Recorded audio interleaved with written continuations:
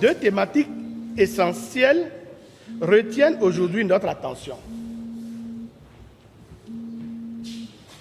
En premier lieu, l'aménagement du prolongement de la route des esclaves et, dans un second temps, la valorisation des patrimoines culturels des plateaux d'Abomey et de la région d'Agonlé. C'est peut-être l'occasion de vous dire que le zoo a deux plateaux historiques. L'aménagement du prolongement de la route des esclaves constitue un enjeu majeur pour la valorisation de notre histoire et la consolidation de notre identité collective. Ce projet ambitieux permettra de relier davantage de sites touristiques, historiques, de témoigner également de notre passé douloureux, mais aussi de renforcer l'attractivité touristique de notre région.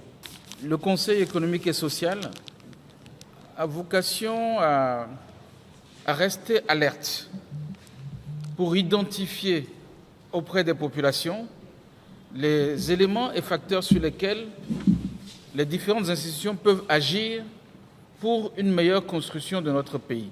Ce qui veut dire que, quelle que soit la manière dont les sujets ont été abordés par les uns et les autres, il y a toujours un angle par lequel on peut identifier l'impact que cela peut apporter directement aux populations. Dans les centres de formation, dans les CFPA, il faut qu'il y ait le social. Au moins un aliment chaud par jour pour les apprenants parce qu'ils sont pauvres.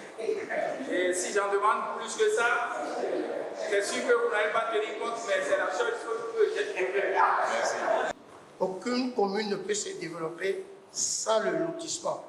On ne peut ouvrir aucune voie dans une commune tant qu'il n'y a pas de lotissement.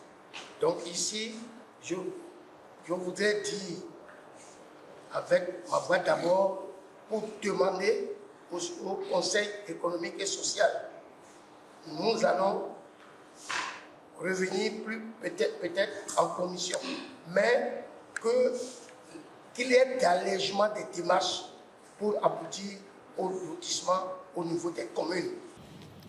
Quand notre ami commerçant parlait de routes, de numérique, de paiement mobile, etc., et beaucoup de sujets d'ailleurs qui sont assez intéressants, vous aurez constaté que parmi ces sujets, il y en a plusieurs qui sont déjà adressés, qui sont en cours d'être mis en œuvre et qui vont se poursuivre.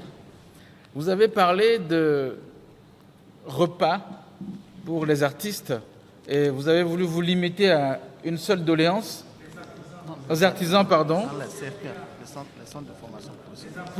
pour les apprenants des centres de formation, et vous avez souhaité que ce soit la seule doléance pour ne pas qu'on oublie. Je regarde les conseillers départementaux, je suis sûr qu'ils n'oublient pas tout ça, mais clairement, ça va être peut-être un peu des demandes qu'il faudra voir un peu. Je cherche toujours l'angle d'attaque.